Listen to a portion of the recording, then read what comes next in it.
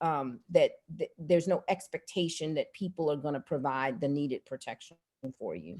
So when you talk about that protection, let's talk about proper protection, because I've seen people with the mask and it's under their nose, or Yes. there may be recycling the mask. What are the recommendations there? Yep. So the first thing is that the mask should be completely covering your face. And I don't even have my mask in here, but I probably should get it and show everybody. It should be covering your nose and your mouth. It shouldn't be like this, because I've seen patients come into my office, the mask is down here, right?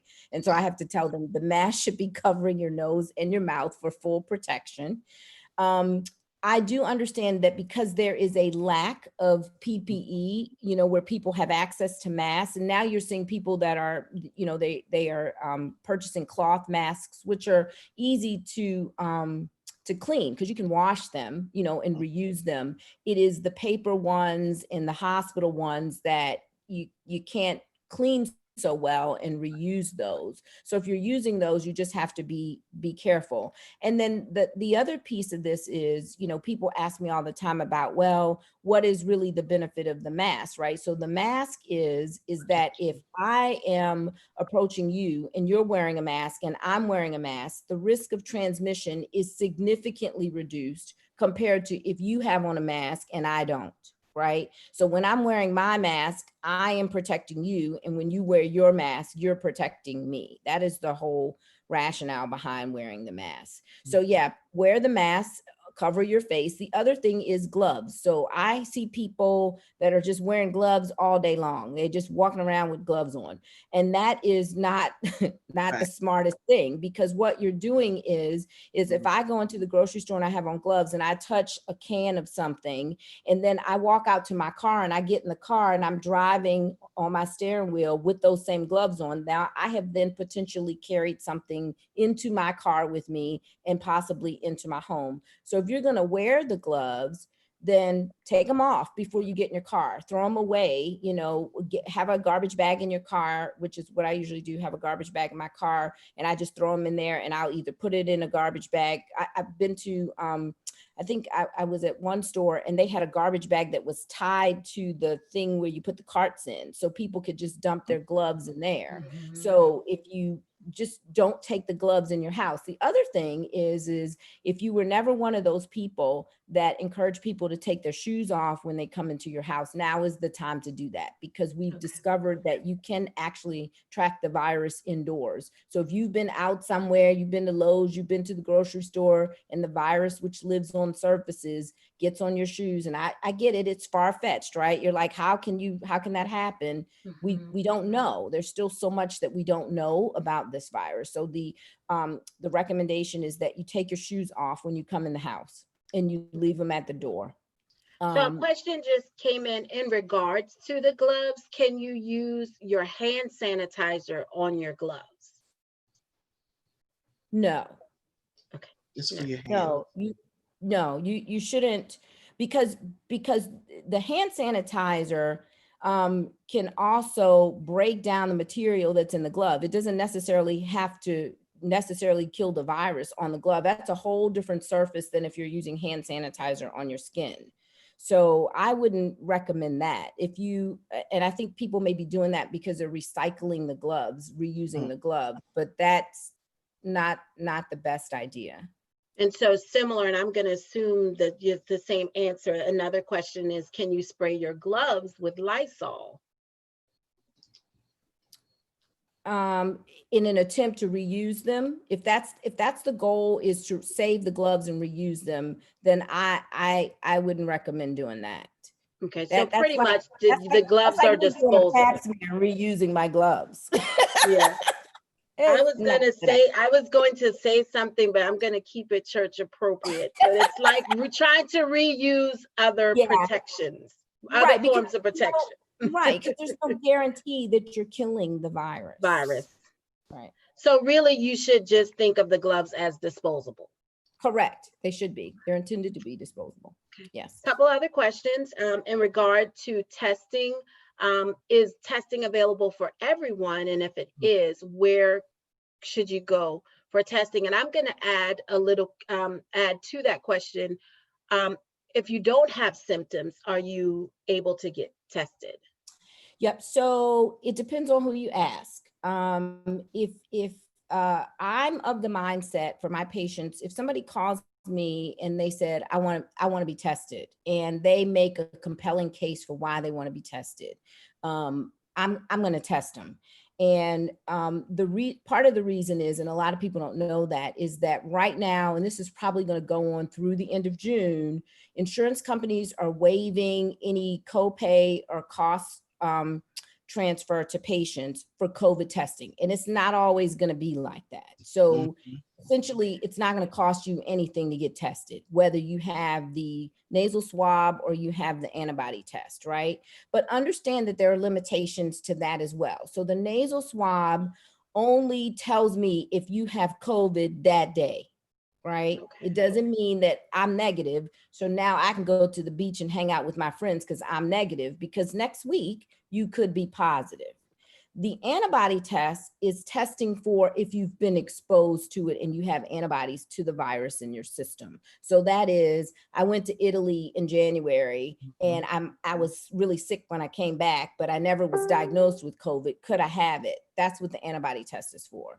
And then to complicate matters even more, we know that the sensitivity of the testing is still not perfect. So there are people who are testing negative who actually do have the virus. They think it's about 30% of if 100 people were tested and 70 of them tested positive and 30 of them tested negative, they think that there's like 10 of those people who probably have the virus that tested negative. So, and with the antibody test, it's the same or slightly higher. So there's limitations to that test as well. So I think that there are places like if you call MUSC or Roper, they're still going to screen you. They're still going to be very much in tune to, are you having symptoms? And they're not going to test you. But at this point, we have the test available. We don't have the shortage in the testing that we had at the beginning of this. So if somebody says, I want to be tested, I'm testing them. I'm not requiring them to have overwhelming symptoms.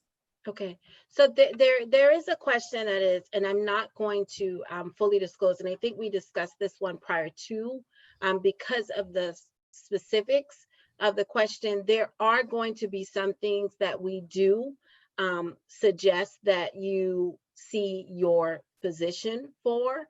But just to kind of summarize, this person has tested negative, but they're still not feeling well, and they're trying to figure out,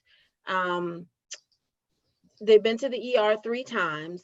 What do you recommend that they do to feel better, and should they return to work? So I think that kind of question is probably going to require them to maybe consult with their physician. But I will ask this question. There have been instances where people who have felt that they should be tested and they have not been tested. What would you suggest that they do in those instances? If they, if the doctor it does not test them, but they just insist that, something's not right, what would you suggest? If they feel like something's not right and they want to be tested, they can call me and I will provide an opportunity for them to be tested. Do not go to the emergency room because they're not going to test you at the emergency room. Okay. And you're putting yourself at risk of being exposed by going to the emergency room. I will say this, and this kind of ties into the question that you asked about the person who's not feeling well. So it is possible that you don't have COVID, right? Because I think right now there's a lot of anxiety, like somebody gets a cough or their throat is sore and immediately they're like, oh my God, I have COVID, right? But what we know that is happening is that people are so fixated on COVID that they think I have COVID, where it really could be other things that are going on. So if you're not feeling well, then you do need to do whatever it is that your doctor's recommending to follow through and get whatever necessary testing would relate to that. And if you're not feeling well enough that you feel like you should go to work, even if it isn't COVID, you shouldn't go. You should make the case that, you know, I don't feel well and I don't feel up to going back to work. And your doctor can probably support that by providing whatever necessary documentation. But what I don't want people to do is to just think that everything that coughs is COVID, because that's not true. And we're going to be approaching flu season here in the next couple of months, and you're going to see the number of flu cases, and people are going to go crazy then, because they're all going to think that they have COVID. And then what will be happening is we'll be testing people for COVID and the flu at the same time. So. And can you help us in that regard? How do you distinguish or kind of help? I don't want to say self-evaluate, because Dr. Google is probably such a dangerous tool. But when you think about the symptoms of COVID, what are you seeing some of those common symptoms? How do they present themselves? They are presenting like everything, right? Okay. So initially when this came out, they were saying, oh, with the flu, you know, there's a big distinction between COVID and the flu. You know, with the flu, you don't have this, but with COVID, you have this. Now it's running the gamut. I mean, COVID is now, if you guys have been following the news, remember they were talking about how it doesn't affect kids. Well, now there is this weird multi-system inflammatory disease that is now affecting kids, presenting completely different. It doesn't have any respiratory symptoms at all. It is presenting in the form of a skin rash, right? There are cases where people come in with this really weird rash that's on their toes or on their abdomen, and it's COVID. They're not having any other symptoms. We've had people that are presenting with blood clots, you know, in their lungs, and it's COVID. We've had people that are presenting with strokes, and it's COVID. So to answer your question, we don't really know, right? We don't really know how it's going to change next month and what we're going to learn new about it next month. So the goal is to try to reduce your risk of coming in contact with it at all. And then the other thing that I'll mention, and this may speak to part of what the young lady was asking, or maybe a man, I'm not sure, but we don't really know how to treat COVID. It's a virus, right? So even if somebody had it and they weren't feeling so great, there's not like a special pill that we're giving people, much to the president's dismay. There's not a particular pill that we're giving to people to say, here's what, now that we know you have COVID, here's what you take. It's a virus. So it kind of has to run its course, and you have to kind of go through the symptoms. And unless you are really, really, really sick, those are the people that are ending up in the hospital, who are on respirators and that sort of thing. So even if you're not feeling perfect, and let's say by chance you're in that 30% that's testing negative and you really do have it, nobody's going to do anything differently anyway. The big concern, of course, is here you have someone who's testing negative. They think they don't have it. They're out at work, they're at the grocery store, you know, they're in the restaurant or whatever the case may be. So that's the real risk, is the unknown false negatives, people who have this false sense that they don't have it. A couple of follow-up questions to that. With, you know, such varying symptoms, how do you know when to seek medical attention? If you are sick, like if you can't breathe, or you're having chest pain, you know, if you feel like something is really wrong with me, then you need to go to the hospital, or you need to be seen by a physician, just like you ordinarily would. And so how many of us have had the flu or had a cold, but we don't go to the doctor? It just runs its course. So that's when they're wanting you to come in, because again, when you go in, you could still be unnecessarily exposing yourself. But if you're not very, very sick, they're going to send you home anyway and just tell you to hydrate and take anti-inflammatories and all the stuff that we tell people to do naturally if they've got some sort of viral illness. Okay. So a couple of questions came in similar. Should you take the flu shot now? If you can get the flu shot now, you should get the flu shot. And so the flu shot is, we've been trying to get it in my office too, and it's kind of on back order, because the recommendations now is for people to get it and to get it sooner than they normally would, because we do anticipate such a terrible flu season. So if you can get it, then you absolutely should get it. Okay. If you have the type, can you infect others? If you have the type, what type? I'm not sure.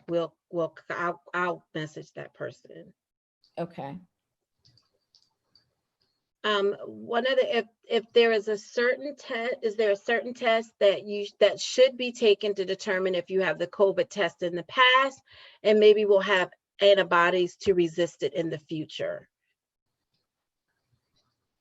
So the antibody test is a blood test that you would take, and that will tell us if you've ever been exposed.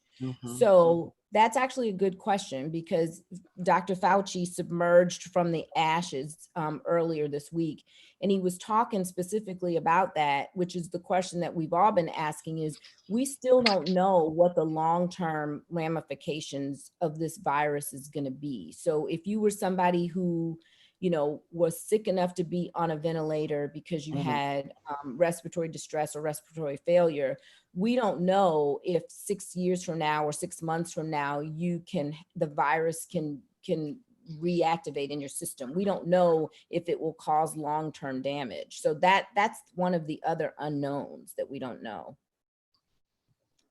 I'm not sure if that answers the question or not. I think it did. So we're going to shift focus a little bit, and we'll definitely open up questions again if there are questions for Dr. Orr. But Ms. Williams, Mrs. Williams, yes, Deaconess Williams, how, with everything that's going on, even listening to some of the statistics, how do you maintain your mental health during this time? That's an excellent question, Shakima. And I'd like to welcome everyone on the call and thank you for being on the call. We have been talking about, as you listen to Dr. Orr and her expertise, the word that keeps coming up is, I don't know. In a lot of situations, I don't know. And we struggle very much with uncertainty. How do you deal with uncertainty? And so some of the things that I suggest are, in a lot of cases, your response is going to be, I'm not certain about what to do. People are feeling anxious and very concerned, hyper anxious, I would say. Children are anxious because there is such a level of uncertainty. So some of the things that I have suggested to families to gain the information that you can and have those conversations within your family. Make some decisions based on the information that we've gotten from CDC and make the best decisions that you can for your family. A lot of people are just really struggling with, what do I do? Which we know right now we're experiencing what I've called the twin pandemic. We actually have a twin pandemic going on. Yeah. We not only have the situation regarding COVID, we also are dealing with tremendous social unrest, which is just burgeoning out, and people's anxiety, levels of depression, levels of frustration and anger. There are lots of things that are on the scene now that I think we kind of need to talk about. So when you say, how do we take care of our mental health? I'm going to say that your mental health equals self-care. Your mental health equals self-care. We want you taking care of yourself. We want you hydrating. We want you getting outside, getting the vitamin D. We want you talking about what's going on. We want you to get the support that you need.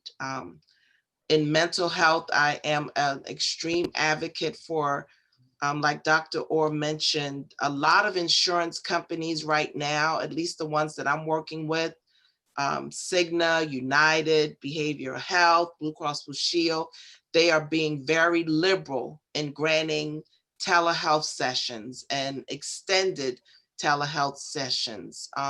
So I'm asking people to go through their employer and get the employee assistance program benefit so that you can get that support. This is a time where it's not, what we're experiencing is going to be far reaching and perpetual. It's not going to go away. Even after this is over, we're going to have to deal with some of the ramifications. And I just believe as much as we can get some support during and after, the better off we'll be, rather than the infamous "I'm good and it's all good in the neighborhood and I'm not impacted," because in a lot of cases, you are impacted. And that was actually going to lead into a question I had, but I want to make one quick announcement as people are putting their questions into the chat box. Just to give a little further instruction with that, when you hit the option to enter your questions into the chat box, make sure that you are selecting the option to submit your question anonymously, okay? So leading into that, we sometimes we are conditioned to just even I always say the biggest lie that anyone ever tells is when they're asked how they're doing, they always say, "I'm fine." And so how do we really kind of separate and recognize what are things that we should be looking at where maybe we aren't fine? Right. What are some signs that we're just not fine? That's a good question. When I'm working over in Europe, they often laugh because they say Americans use that as a greeting. "Hey, how are you?" In essence, their point is, when you say that to us, we're looking to answer your question versus a greeting. And so I think that we need to do just that. I think we need to really ask the question, how are you doing? How are you feeling?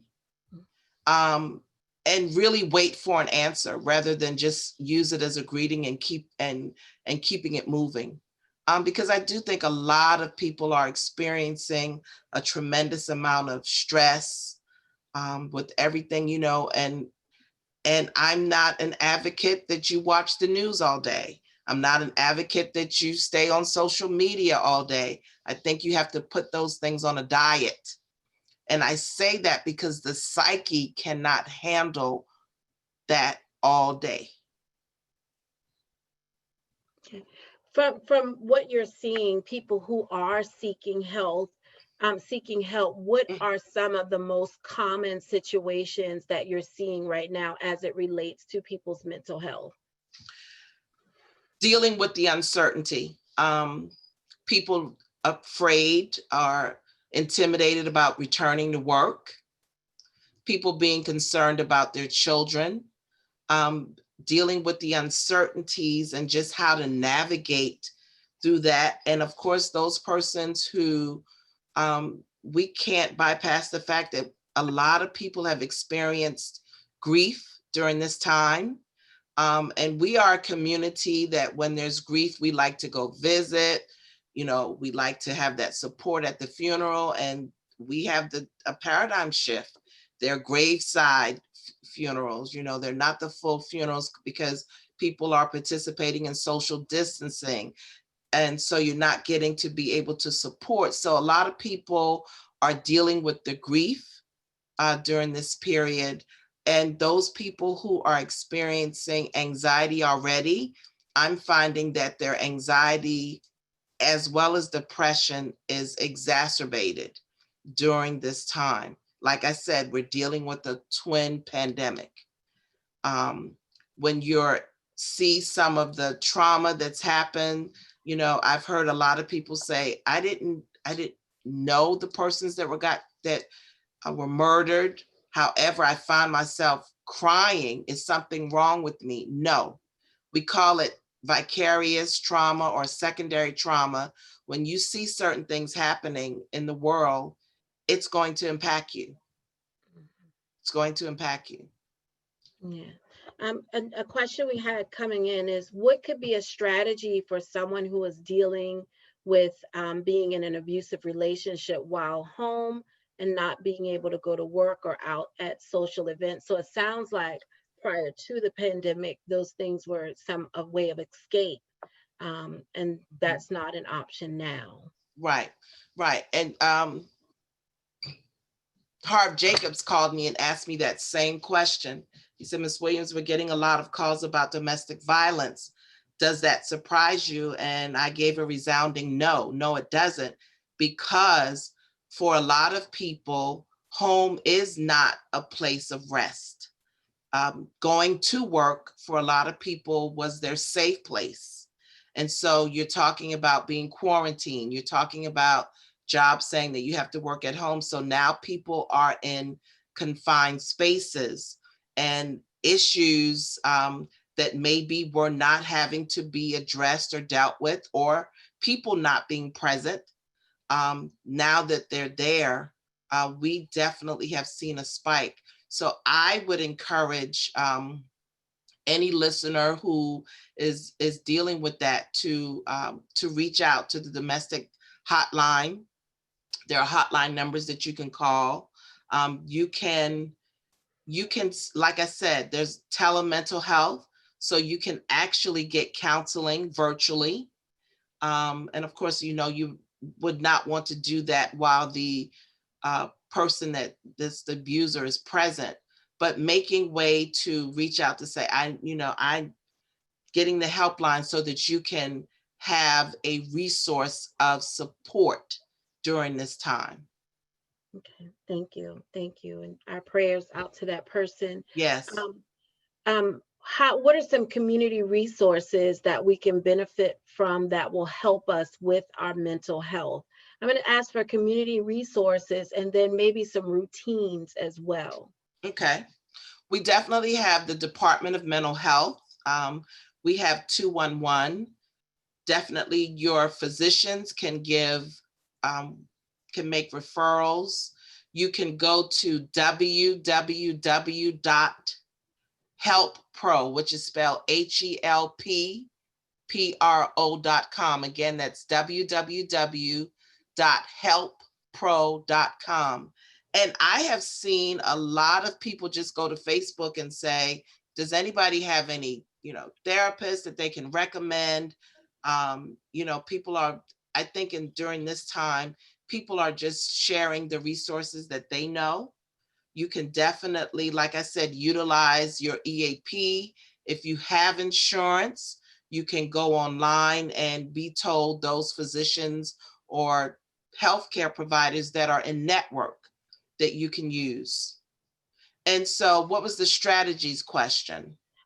Are there things that you can do to kind of maintain your mental health routines? What are some things that you can kind of do to maybe maintain some mental sanity of some sort? Definitely going outside and getting some vitamin D for those endorphins. I think even though we're talking about social distancing, I think you still have to find a way to connect. We are people who we don't do well when you tell us we cannot connect with people. Connecting with people is at the nature of who we are. And so being able to FaceTime with people, making sure you still stay connected, reaching out to those relatives, even if it's whether they're local or long distance. So even though we're practicing social distancing, make sure that you don't disconnect from people, because disconnecting from people in isolation, the research is letting us know, is definitely not a good thing. So, and I think that you have to also, I'm really encouraging people, find an hour in your day where you can just relax and release. Someone said they help attending to their plants, they found to be very therapeutic during this Exactly. time. My husband loves being, I used to say, what are you doing out there playing in the dirt? But he loves being in the garden. So finding those things that feed you. I go for, after I've had a day of telemental health, we go on a walk. I try to walk at least 2 miles, 2.5 miles a day. So still being able to do the things that you need to do for clarity. Mhm. Someone else said, and this is something we're doing in my family as well. We are having they said that they're doing Zoom meetings, Yes, family Zoom meetings. We actually have a weekly Sunday check-in, and we're checking in from all across the country, Yeah. just to say hi. Couple right. questions, really good one. I want to make sure we address, because I don't think we've focused at all. But our children, how do you talk to children about the two pandemics that we're speaking of, Mhm. meaning the physical pandemic, and then the perfect storm of the social injustice pandemic that we're experiencing? Children are wise. They may also be hearing about certain economic stresses that may have presented themselves in their homes that haven't been there in the past. Mhm. And so what I recommend is, especially, of course, be conscious of the age. You want to have what I call age appropriate conversations. There may be some economic distress, however, and the children may sense what's going on. I think you have I think you have to know your child and know what they can handle. I mean, I'm not sure telling your child, listen, we might be getting evicted at the end of the month. I think you have to be mindful of this, of having conversations that are age appropriate with your children. I think you do have to let them tell you how they're feeling. I'm doing a lot of work with children, and of course, during the school year and post, they had a lot of concerns and lots of reactions to not going back to school. And so I think I'm trying to encourage adults, please let them vent their feelings. I mean, sometimes we kind of dismiss the kids like, well, this doesn't have anything to do with you, but they are impacted because we're impacted. And so whether it's COVID, whether it's social injustices, I think you have to have, like the world is having to have, the Mhm. difficult conversations about what's going on, because they have some very strong thoughts and reactions to what they're seeing. Yeah. So a little on air, maybe therapeutic session as it relates to my household and my child. I find myself relaxed a little more in our routine, based on everything that's going on. And I'm an open book. I put myself out there. What are your thoughts about that, where we have relaxed maybe bedtimes and things have been a little more relaxed than they normally would have been? Well, I think that's good. I think that if we're Mhm. honest, a lot of our families, we now have an A in quality time where we previously had an F.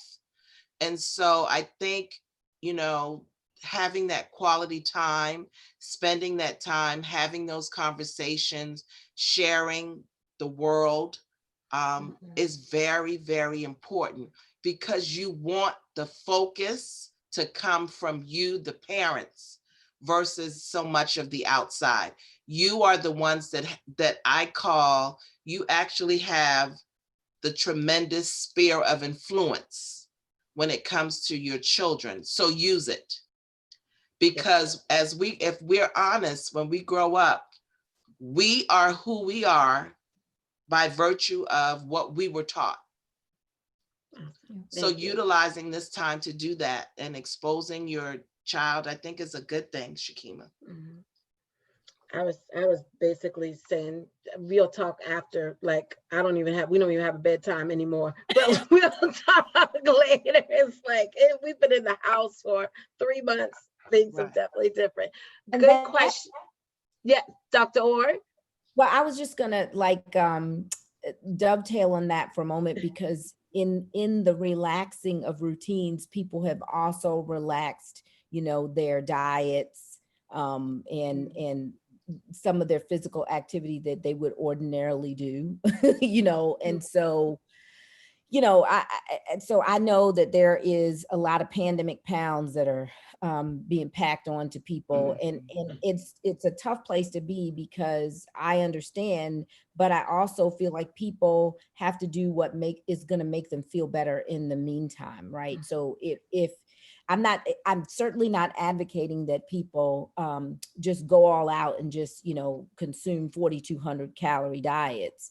But if it means that, I'm gonna eat an ice cream sandwich, and I'm talking about myself, I'm gonna eat an ice cream sandwich every night for the last week, if that's my medicine, if that's making me feel a little better in the moment, then you have to be able to give yourself some of those licenses to do that. I'm not suggesting that you go overboard. And even Cynthia can speak to this, like with some of the other ways that we are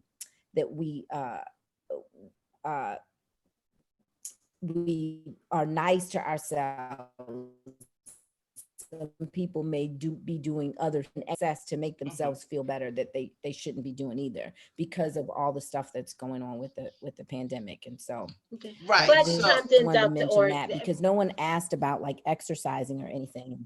Well, yeah, we do. Yes, I know that's a dirty eight-letter word. No, it's not. And right? Like, since we're confessing Lay's potato chips is from the devil, I mean, they call my name, and I sometimes eat the mine whole is bag. salt and vinegar chips right now, and I tell myself I need the salt. Right. So, yes, we have to give ourselves, and it's really what happens is it's comfort food.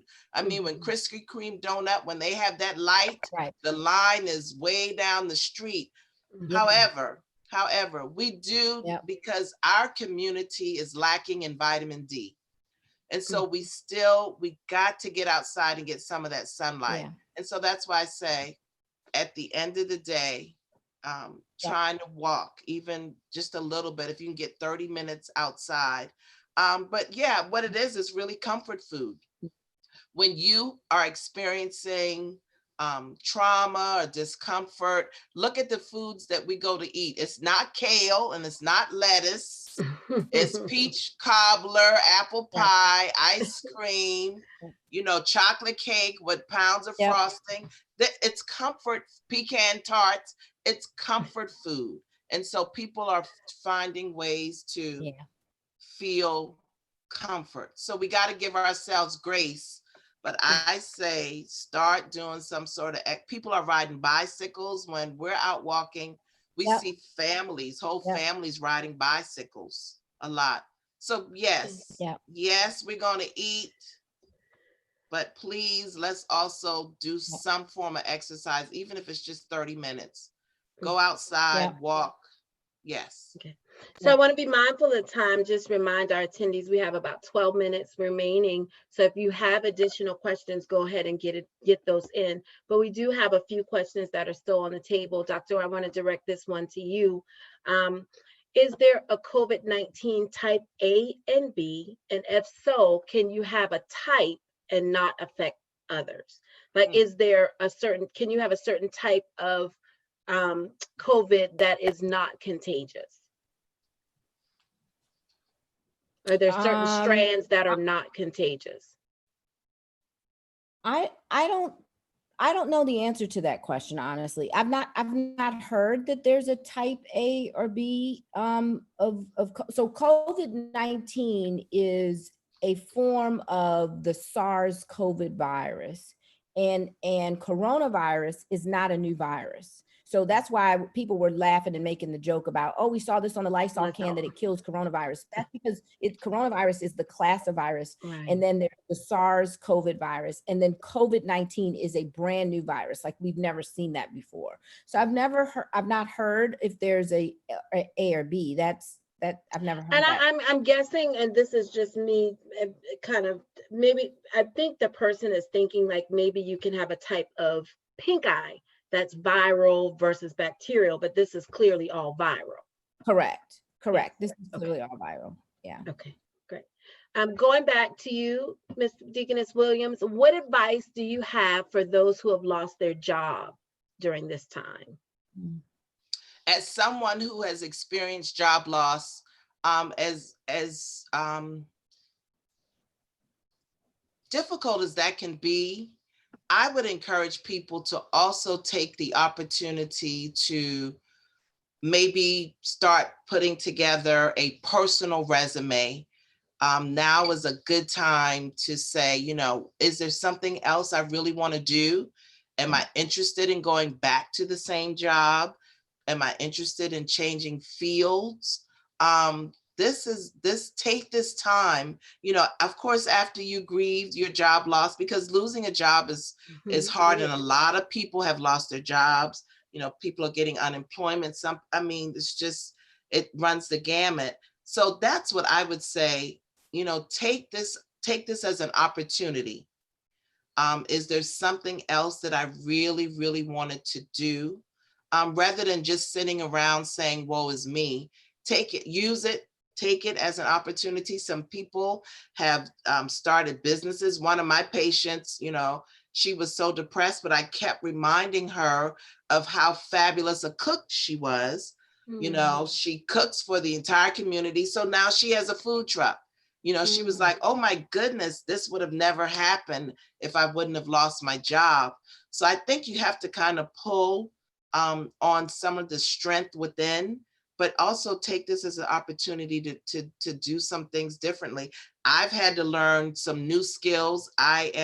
Companies are not wanting me to come on site to do their trainings. I have to do them virtually. So I'm having to learn, take the time to learn a new skill. Yep. Take the time to learn a new skill and branch out and dream. Don't stop living. Yes. One follow-up question, and then I have a question for you, Dr. Orr, as well. The question for you, Deaconess Williams. I'm in isolation and I need to find a way to connect to people. What can I do? Good question.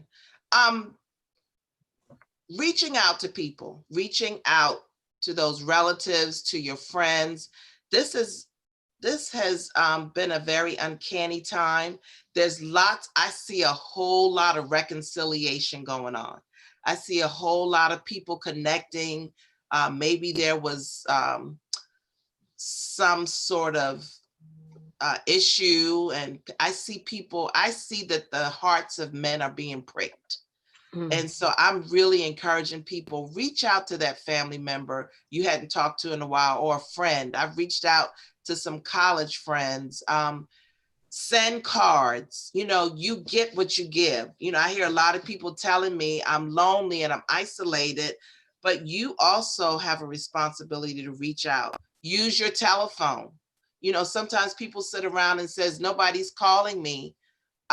Well, use your telephone to call others, send cards, reach out. Don't stay in isolation, because like I said, isolation, we're meant to connect. We're really meant to connect. One more question, and then we'll direct a medical question at Dr. Orr, and it still relates to job loss and what we're experiencing. But what do you recommend for the people that are on the other end?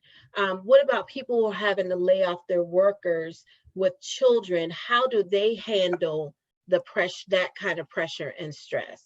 It is a lot of pressure and stress. I think, first of all, we have to acknowledge we are in uncharted territories. This is the great pause. We've never been through anything like this. And I think you have to be human enough to say that. If you are in that position, I think it's like the elephant in the room and you choose not to address it. I think you have to be human enough to say, this is tough. This is difficult. You know, if it could be any other way, I would like to keep you on, but we just can't.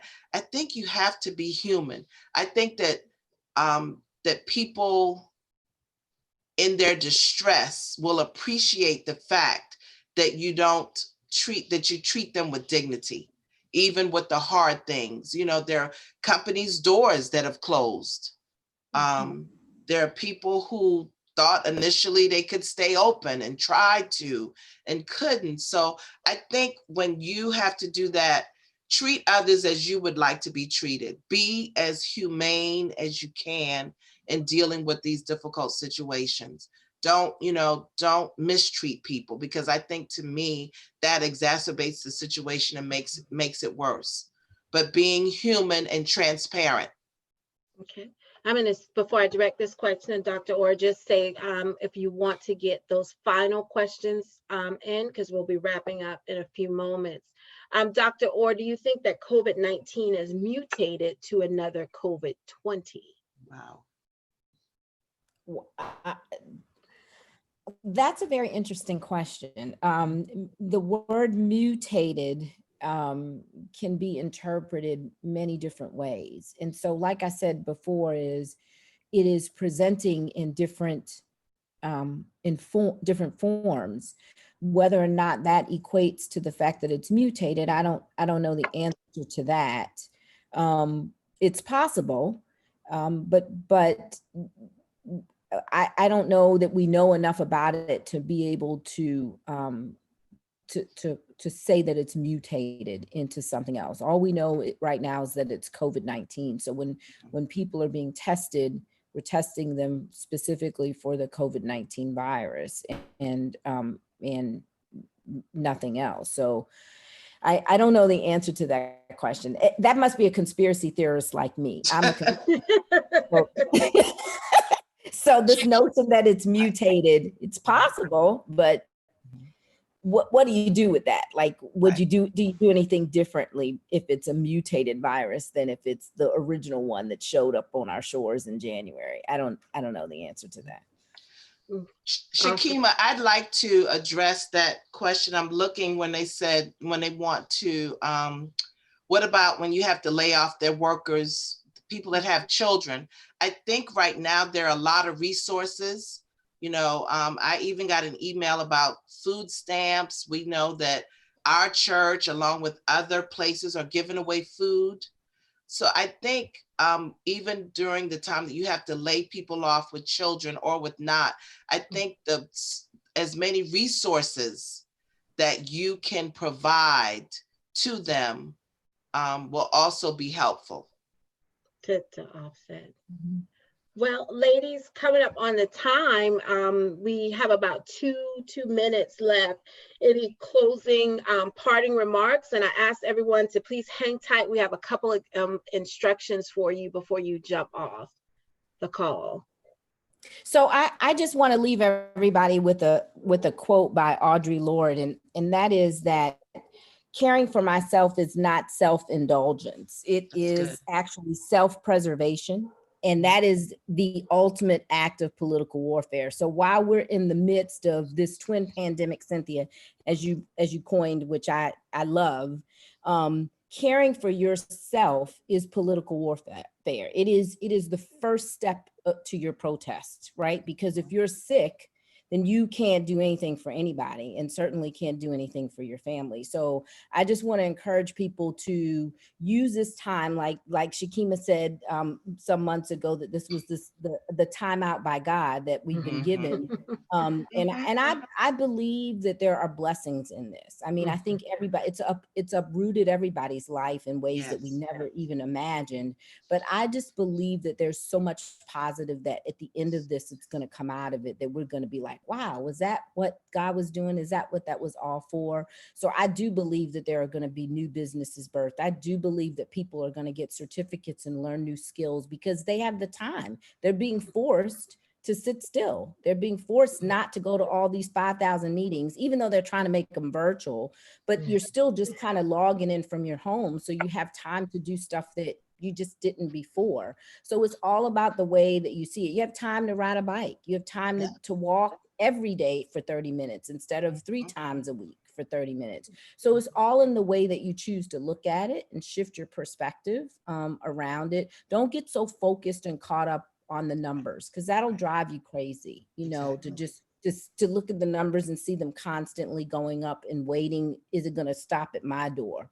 you just keep pushing, you know, you just keep your foot on the gas and keep moving forward and doing the things that you ultimately know. Someone is gonna snuck in one medical question, and if you can answer it in 30 Yeah, seconds or less. sure. Do you think when the vaccine finally comes out, do you think it will really work on this strain of COVID-19?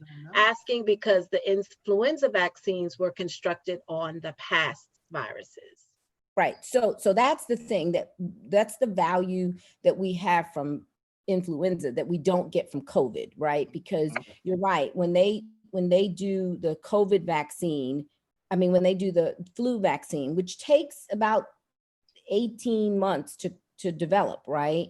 They're basing it on the strain of the virus in the flu season 2 seasons before, right? Because they know that this is the one that is most likely to infect people. We don't have anything to compare it to with COVID. And I'm going to caution y'all, and I may be wrong for saying this, but if they announce that there's a vaccine next week, I'm not getting signing up. I won't be y'all signing not up. getting I won't be. Let me see how it works on y'all first. I'm just telling you, because it takes a good 12 to 18 months to do the testing, to do the clinical trials, to be sure that what you're getting is effective and it's safe. And there's so much politics wrapped up in this public health crisis right now that my fear is that they're going to release this vaccine just to say that they did. They're going to line people up and tell them to get it just to say that they did, and it may have no impact, and you don't know what the negative impact of it is going to be. So if we get 18 months down the road and they've got a vaccine, then yeah, you could consider that, but don't be signing up for no vaccine in the next 2 to 6 months. So I'm going to ask for a little forgiveness because we are over the time, but I think someone snuck in another question that I think is important. You know how we all right at the last second, how do you make the decision to go to public events? And either of you could answer that question. Very carefully. Yeah. I think very carefully. You know, my husband has been saying, which I agree, we can't live in fear. We can be cautious, right, and we can be intentional, right. But I don't think we're supposed to stop living. And so how do you attend an event? Very carefully. How do you attend going to a restaurant? Very carefully. When I went shopping, they let a couple of people in the store at a time. You had to have on your mask. How do you go to a public event? Very carefully. Right. Dr. Orr? And I agree, but I will add this one caveat in. If you're sick, don't go. Correct. And if you are at risk of getting sick, right? So if you know that you have underlying health conditions and you are more susceptible to becoming sick, then you shouldn't go. That's right. But I think that, and we did it last weekend. I had a group of my family members that came over, and we had a photo shoot, a family photo shoot, and we sort of did social distancing and that sort of thing. But you just, like Cynthia said, you just have to be careful, and you have to be, cognizant. The problem with going to large places and places where you don't know who's there is you don't know what their possible exposures may have been. That's the only thing. So I know that a lot of people are asking me now, well, can I go see my mother? She's been quarantined for, 3 months, and I haven't been going out of the house. Can I go? You probably could if you both have been quarantined and haven't come in contact with anybody. But here's the thing. This is the hard thing that I tell my kids, because I go to work, I go to the hospital on Mondays now, and I'm in the office, 2.5 days a week. But every day I go into the office, even though I'm wearing PPE, my risk of exposure exists. So I'm watching myself, and I'm careful with them, because if I have it and I don't know I have it, I could give it to them. So that's the challenge. So if you're somebody that works at a grocery store, you might not want to go see your mom, because you've been exposing yourself regularly and consistently. But if you've been quarantined, you haven't been working, or you've been working from home, and it's been, 2 weeks, and you haven't been, to the nail salon where there's 500 people, then it probably is safe to go see your mom. Okay.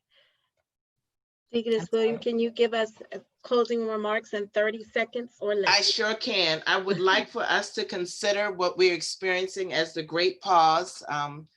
No other time in our lives have we actually gotten the opportunity to see what would happen if the world just simply stopped.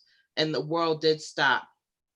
Let us take this time for in-depth self-reflection, new directions, embarking upon dreams and visions, reviewing our priority list, completing projects, connecting and reconnecting with our mates and our children, special friends, families who are long distance, because for so long we didn't have the time, but now we do.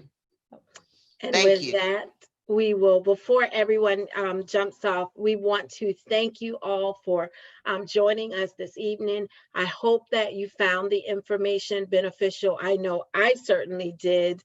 And it's a needed, conversations are needed, and help you to breathe a little easier. So before you jump off, we want to ask you to help us. How do we provide valuable information to you during this time? And the way that you can help us do that is by, when you log off and we end the call, please hang around. You are going to have a survey available. That survey, please fill that survey out, because that helps us understand what needs you have what needs you have during this time. I know an hour goes by very quickly, so you may not have had your question answered, or as soon as you hang up, that question may pop into your head. Make sure that you reach out to us at info@theroyalfoundation.org. We will make sure we get that to you. Someone said, can we do this again? I think we may need to, because next month we may still be in the house, and we will definitely check it and doing that. Maybe we make this just a good quick check-in call, because I know personally made me feel a little better, a little easier. I feel more informed because people are walking around like it's over. Thank you, Dr. Orr, for bringing us back to reality. And then thank you, Deaconess Williams, for reminding us that, we just need to take advantage of the time that we are in. I just keep hearing Romans 8:28, all things work together. And so in the spite of it all, everything, and we have to really embrace the all. And so this is our opportunity to embrace the all. So we thank you for joining us. Be on the lookout, monitor our page, wellnessonwednesdays.com. We also have our Facebook page. We disseminate information through the Royal Foundation, as well as Royal Missionary Baptist Church's Facebook page. And also don't forget, the church building is closed, but Royal Missionary Baptist Church never closed. So if you're still needing a place to worship, join us 10 a.m. every Sunday. You can either visit us on YouTube, Facebook, or going to the Royal Missionary Baptist Church page, because this is definitely the time. I know I have need that spiritual feeding during this time. So again, when you log off, please hang around for the survey. Thank you, and have a good evening. Good night. Good night. Excellent job, Shakima. Yes, you're a great moderator.